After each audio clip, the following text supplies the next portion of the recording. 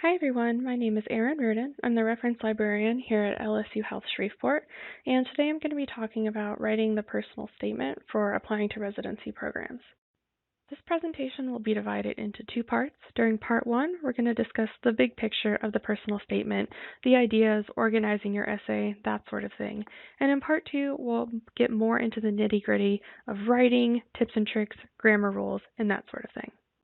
Before we get started, I want to remind you that we do have a collection of match resources that are located in the library. These have been donated by the Alumni Association, and they're on the first bookshelf when you first walk into the library, and I hope you check them out. They're really good resources for you. So today I'm going to be talking about why I'm teaching this class. What is the personal statement? What's it trying to accomplish? What you should not do when you're writing your personal statement, and also the structure and the organization of the essay. And again, in part two, we're going to go more in depth in discussing actually writing the personal statement, brainstorming, writing tips, grammar stuff, all of that sort of thing. So I'm teaching this class because I love writing, and it's okay if you don't love writing. A lot of people have a deep resistance or even a hatred of writing, and it's okay if you're not enthusiastic about it, if you don't consider it to be one of your strengths.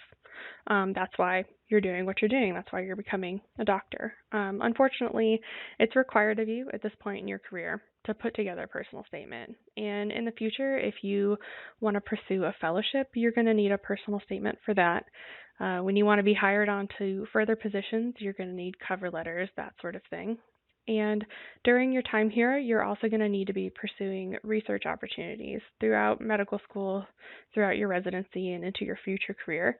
And research means publication. Publication means, writing a thing to be published.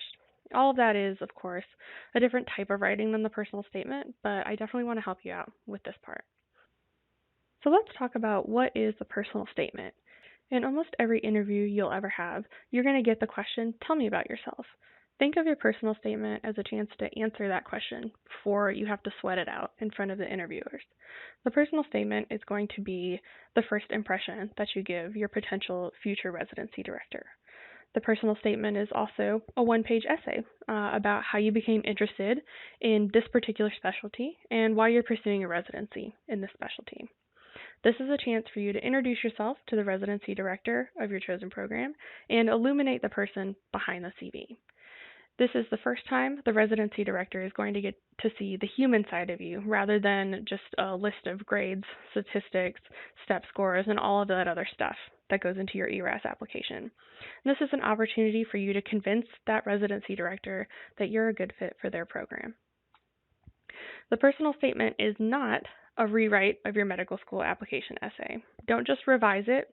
Residency programs already know that you were good enough to get into medical school. After all, you're a fourth year by the time you're meeting with them. They want to know what you've been doing in medical school. They want to know about the experiences that you've had and what you've learned there that have made you want to pursue a career in that particular specialty. The personal statement is not a regurgitation of your CV.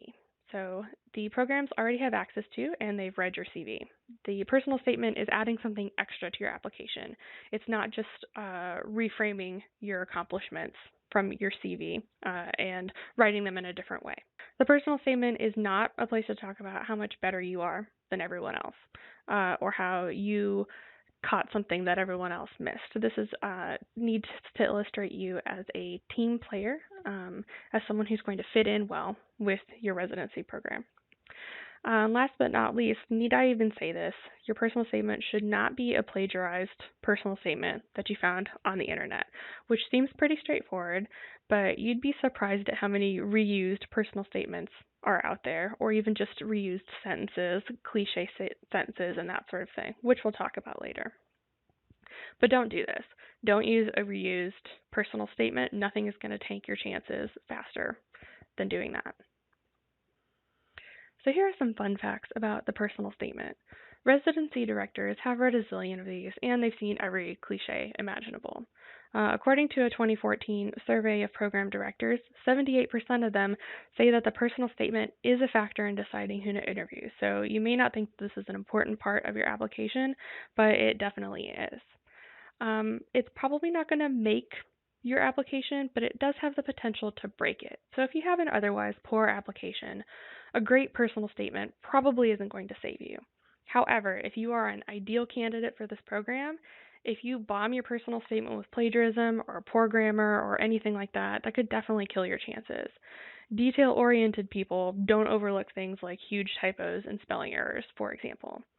But also, if your statement is just too bland or impersonal or cliche, you're not going to stand out to the director. So here are some general don'ts. You don't want to tell a story where you outperformed a team member, especially if that team member is a resident or an attending. You want to come across as a team player. A story where you figured out a patient's diagnosis when no one else could, or you caught something that made a life-changing difference for a patient that no one else caught, doesn't make you come across as smart and capable. It makes you look like a gunner. Along the same vein, don't put down or say negative things about other students, doctors, or specialties, because you never know what specialty your residency director may have started out with or what they were interested in, right? You don't want to romanticize your chosen specialty. An example of this would be discussing how great this particular specialty is and how awesome these particular physicians are and how this specialty is better than all the others. You're not going to get juicy trauma cases every minute of every day in the emergency department. A lot of it is boring. Sniffles, migraines, sprained ankles.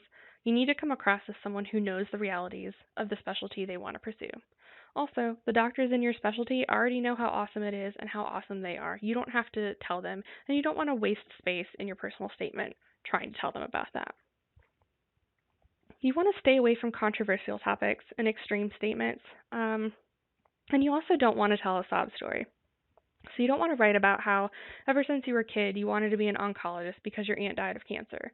That might be true, and that's a perfectly valid reason to want to become an oncologist, but at this point in your career, you probably want to have a lot more reasoning behind your decision.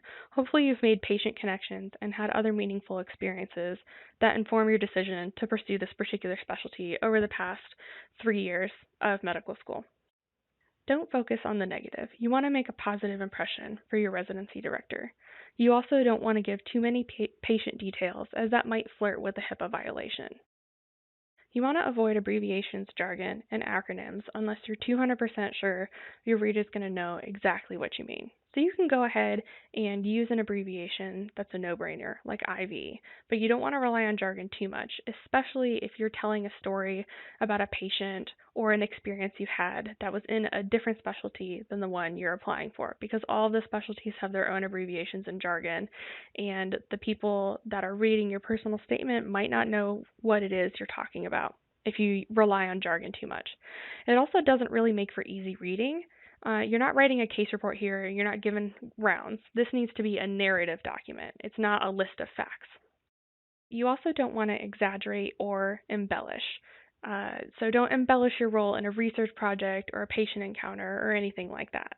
If one of your recommendation letter writers was on the same research team and they tell the truth about your role in the project, then you're not going to look good. And if your interviewers ask about your embellished role in the research project and you can't actually discuss it at length, then you're going to be in trouble and they're going to know that you were stretching the truth a little bit in your statement. And that's not going to reflect well on you. I think that we can all agree that writing about yourself is pretty much the worst thing. It doesn't have to be a super painful experience. I know that it might not be enjoyable, but it doesn't have to be the worst thing you've ever been to. So I want to talk to you about how to break this down into manageable sections. Getting started early is also going to help with this. Sometimes you need to just write down some stuff before you can figure out which you want your major themes to be. So let's look at this essay and break it down into manageable sections. Before you even get started, spend some time thinking about it or brainstorming what you want to write about. You want to take some time to reflect on why you're even drawn to this particular specialty. Is there a patient encounter or a clinical situation that made a really big impact or an impression on you during your studies? Is there an anecdote or an interesting story from your time in med school or even before that that you can connect to your interest in this specialty? Think about what qualities do you have that are going to make you a good candidate for this specialty. Brainstorming can be just thinking about these things, right? But it actually can work better if you write things down so you don't forget it later. This doesn't have to be fancy. Don't think about it as I'm sitting down to write my personal statement. Just jot down some notes on a piece of paper or in a Word document or even in the Notes app on your phone. You don't have to decide you're going to come up with ideas right then and there. You can just have it in the back of your mind that you need to be thinking about your personal statement and then make note of ideas when they come to you. You're probably familiar with something called the 5-paragraph essay that has an introduction paragraph, a 3-part thesis statement, 3 body paragraphs that correspond with the 3-part thesis statement, and then a conclusion that ties it all together. You've probably written essays like this plenty of times in high school and in undergrad. This is a staple of essay organization. And this personal statement can just be another version of that. You're going to have an introduction in your personal statement, you're going to have supporting paragraphs, and you're going to have a conclusion. And it'll be easy, I promise. A good way to begin your essay is to start with an interesting story or an anecdote that makes a clear connection to why you've chosen this particular specialty, or it makes some other illustration of your character. Here are some examples that I've seen from personal statements from past students at LSU Health Shreveport. So, first example is a prospective anesthesiologist wrote about his first time in the OR, and this was at the C-section birth of his first child. And the anesthesiologist during the surgery really made an impression on this student, and they used that to write about why they wanted to become an anesthesiologist. Another example was a student who wrote about overcoming a difficulty and training for a competitive sport when they were a child, and the wise words of their coach that got them through, and how that still applies to their life now. Another example I saw was a story about a childhood illness, which brought familiarity with the hospital and medicine and kind of sparked the student's interest. And finally, there was an example about spelunking, which illustrated this particular student's tenacity and determination, and they used that to segue into how that would make them a good doctor. Here are a couple of other examples from doctorsintraining.com. This first example says, I fainted my first day on the pediatric burn unit, and then again on the second and third day. The stifling heat on the unit was overwhelming, but needed to help the children whose temperature regulation was compromised. However, by the time I had finished my rotation and assisted several times on revision surgeries, I knew that my future lay in pediatric plastic surgery and a return to work with burn injuries. The second example says, I began medical school with ballonophobia, a fear of venipuncture. How embarrassing it was to bring up my breakfast in front of 200 peers on my first day of medical school. My classmates and tenured professor carried me from the floor, drenched in sweat, where my parasympathetic system humiliated me beyond return. But I did return, again and again. After overcoming that first mortification, I grew to love anatomy and physiology, my surgery clerkships, and now cannot wait to get to the operating room in the early morning hours. Surgery is my reverie and the OR my second home. So these two examples take situations that happen to these students in medical school, and not necessarily good situations, right? They used that thing that happened to them and turned it into a catchy anecdote to begin their essay with. You want to begin your introduction with some kind of attention grabber, tell your story, and then end with how this story connects with your chosen specialty. You also want to take the time to set up the rest of your essay. You want to tell the reader what you're going to discuss in the rest of the essay with that, what we would think of as the 3-part thesis statement. So we're going to look at an example essay from the UCSF Office of Career and Professional Development. This is an example personal statement, and we're going to look at the sections of this as we discuss them in this video. So we're going to look at the introduction now. You can see that this introduction actually spans 2 paragraphs, but that's fine because the second one is pretty short.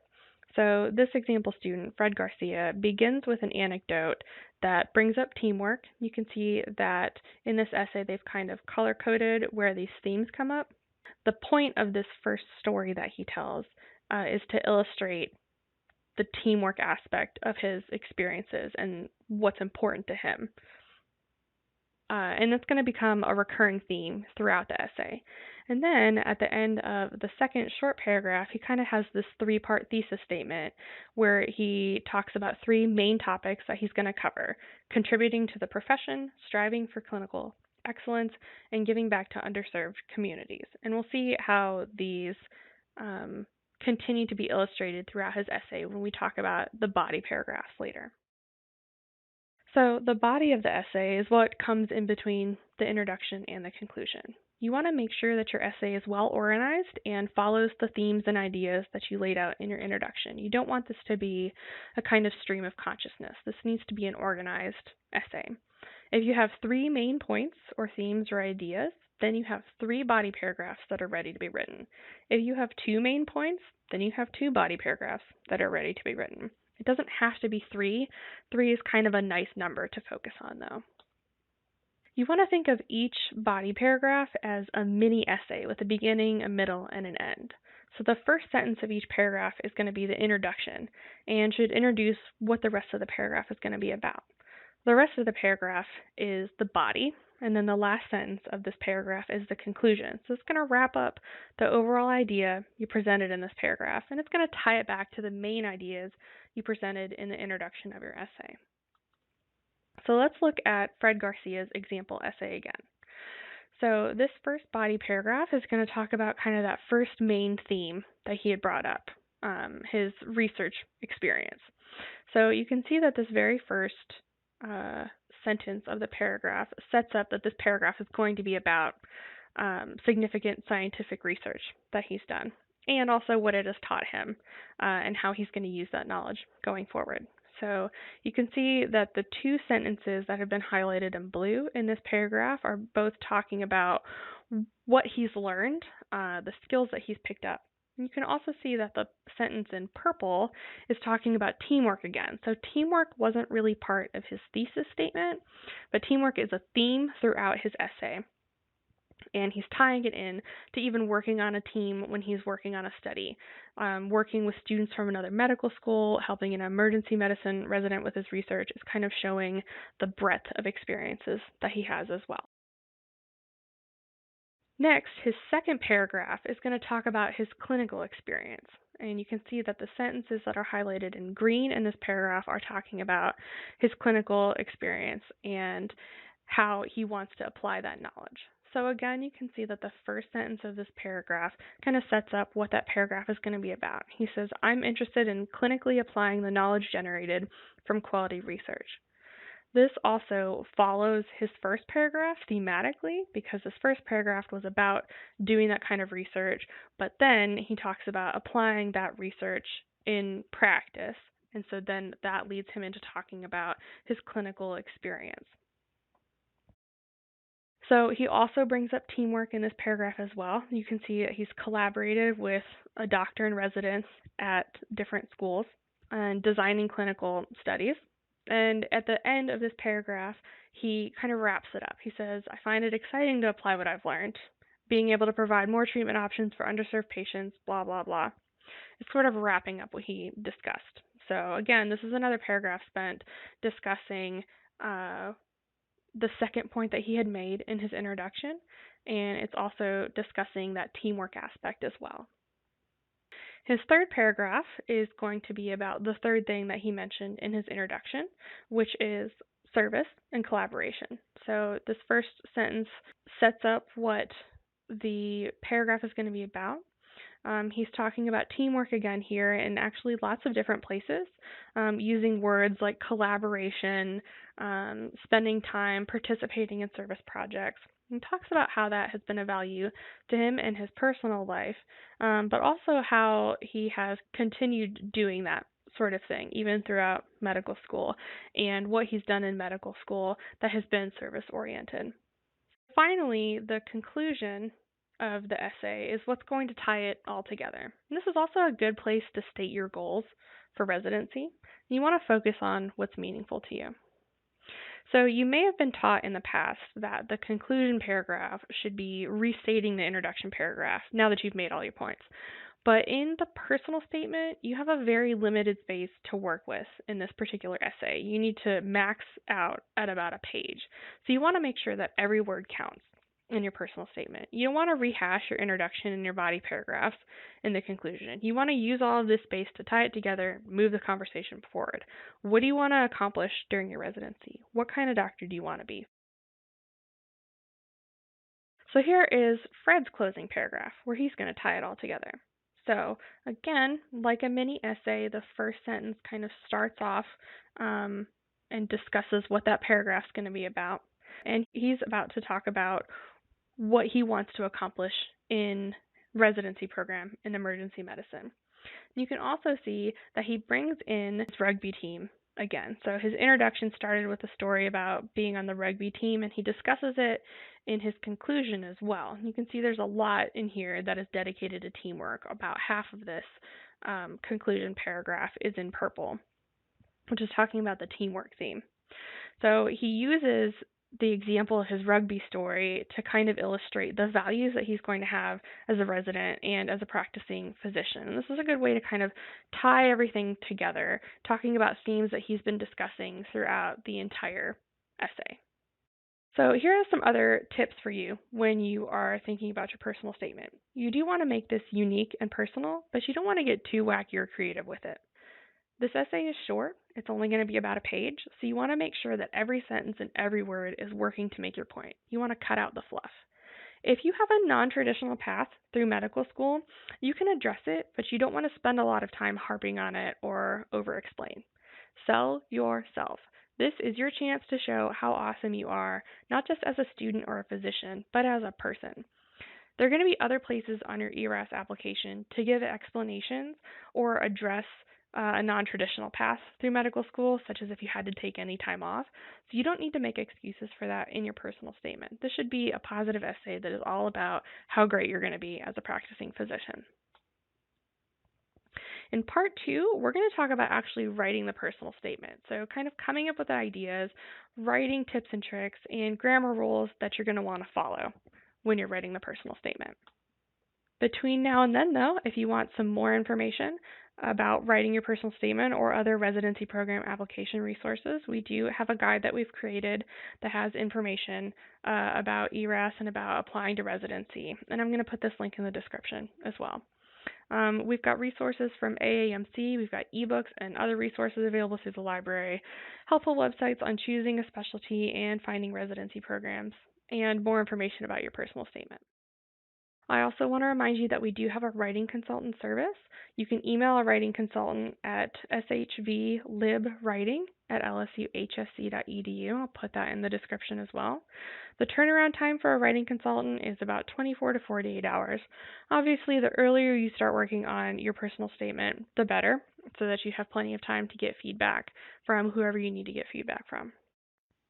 If you have any other questions, comments, or concerns, you can email me. My email will be in the description as well, and of course my email is also all over the library website.